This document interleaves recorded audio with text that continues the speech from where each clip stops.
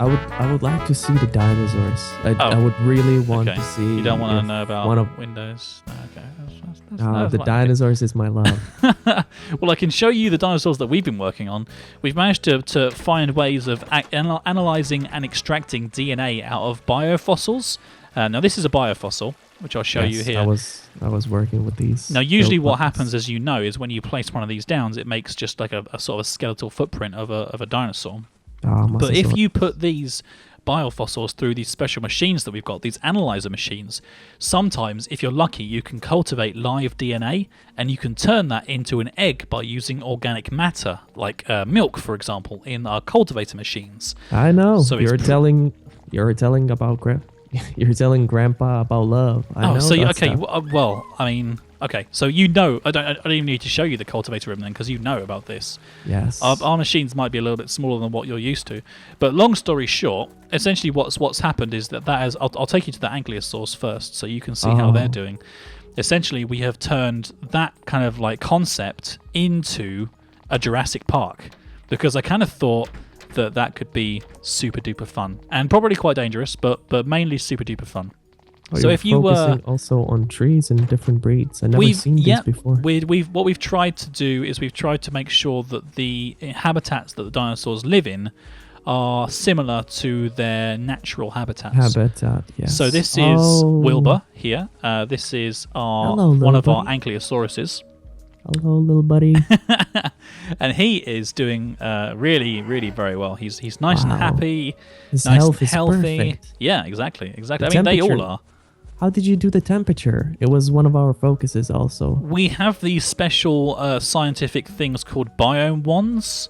And what it does is it changes the localized habitat or sort of like temperament and climate of the world in that specific location.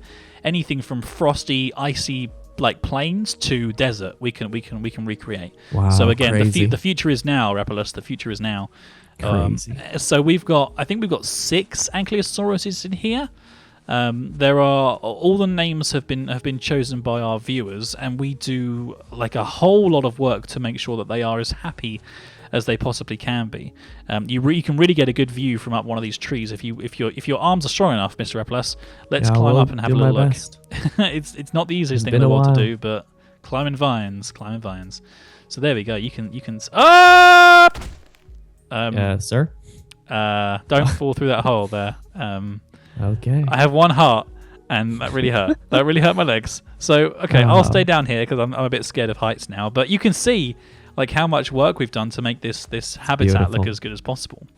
This is a herbivorous dense jungle habitat where we've worked to increase the humidity and make sure that these dinosaurs are living pretty much as close as they can to their natural world.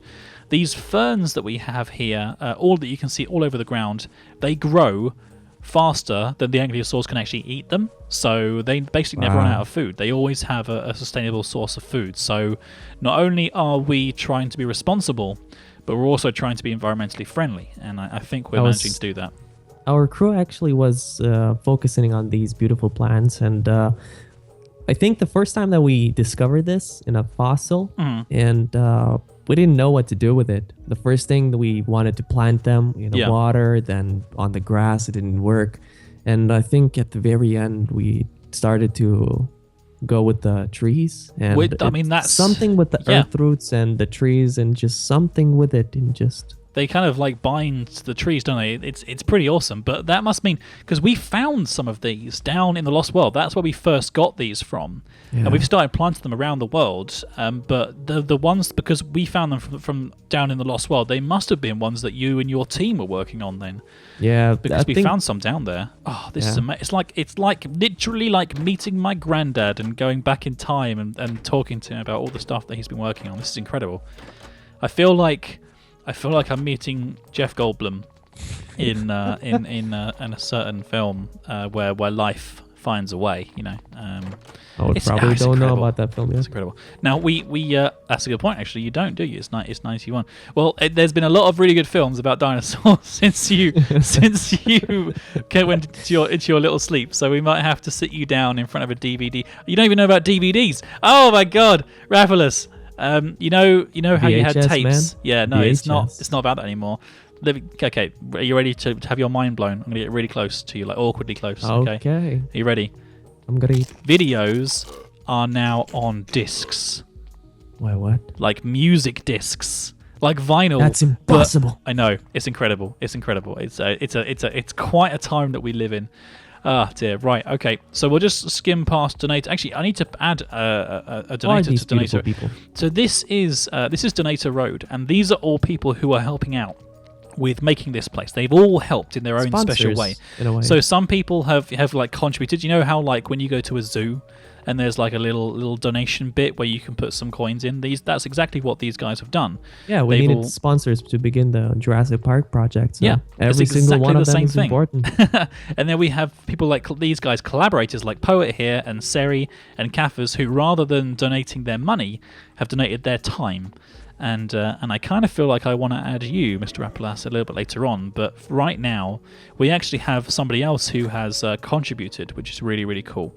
And I'm going to add them literally right now because I may as well. 4, 5, 6, and this is the one. You have to try to make it so that they are like lined out properly. 1, 2, 3, 4, 5, 6. There we go. And I'm going to get the statue. So you can watch me chisel this. It takes quite a long time to do it all, but it's worth it. So this is Dragoness 32. Dragoness 32. It's quite the name. And essentially, so I've just sculpted that. I know I know it took a while, but I'm a pretty good sculptor. I've gotten really good at this. That's out of stone. Now I'm also originally it would take a couple of days. Yeah, exactly. But I'm actually also a painter. So I've got this palette here. La la la la la la. Bam. There we go. Wow. Fantastic. Look how colourful that person is. My Beautiful. God. So I need to put a sign down, which I'll do a little bit later on. But this is the latest donator to our wonderful Jurassic Park here. And without these guys, Dragoness 32. I mean, it's quite a skin, isn't it? I've never met the person myself, but they've been contributing and making. I mean, wow. I like the fact that she has a blue face as well. It's really cool. Very, very awesome. Anyway, well, I guess what we'll do, seeing as I've taken care of the tasks that I had to do, you're probably dying to sort of have a look around. Yes. So this is the Gallimimus exhibit. We'll just sort of go around in a circle. There currently aren't any Gallimimuses in here because they are too small to go into an exhibit yet. Yes. But there are... Or is this? No, this isn't Gallimimus. I tell a lie. This is one we can go into. This is the Tyrannosaurus exhibit. So yeah, come through the staff entrance. There we go. Okay. Good job. Technology, man. I'm still new to this. Oh no, hang on a second. This is the wrong side. Oh, I'm so dumb. I am the dumbest. Just if you come back through, the staff entrance is on the other side. We put like one staff entrance per side to make sure that the dinosaurs have very little chance of escaping. Because that wouldn't be good, if they managed to escape and get out into the real world. I know. So we did that a couple of times. We learned. It's not a good idea, and that's why this one is double high, because this is the Tyrannosaurus Rex exhibit, and you don't want those guys to be getting out at all. That would not be a good situation to be in. So hopefully somewhere over here in the corner, they seem to like the corners of these exhibits. Now you've got to be careful because they are Tyrannosaurus Rexes, but they're generally pretty harmless. We did really wow. Yeah, you can see them just over here. Look, you have a couple of them. Yeah. We have. How can They're different gender? They're all girls. They're all girls. So nothing can possibly go wrong, Mr. Aphelis.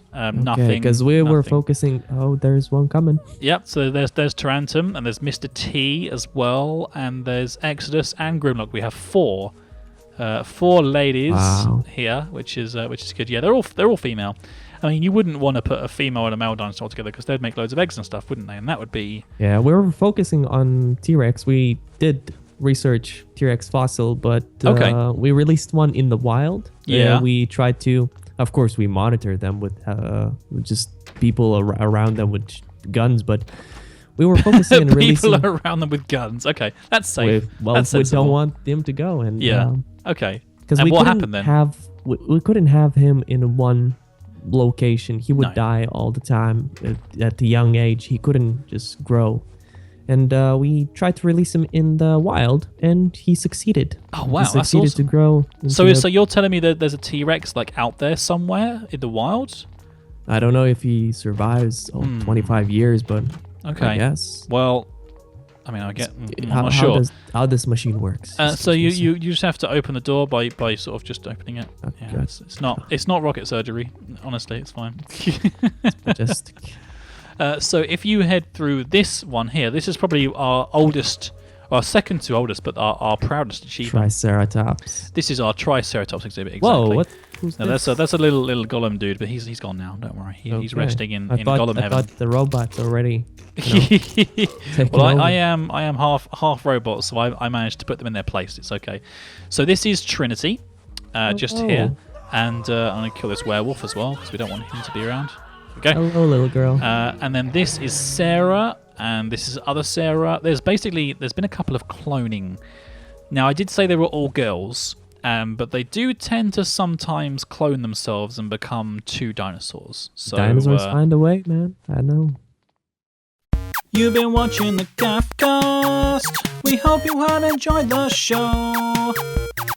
Don't forget to check out all of our other videos. Oh, and be sure to subscribe to us if you like what you see.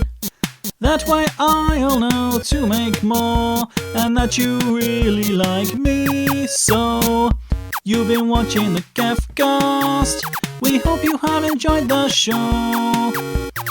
Don't forget to check out all of our other videos.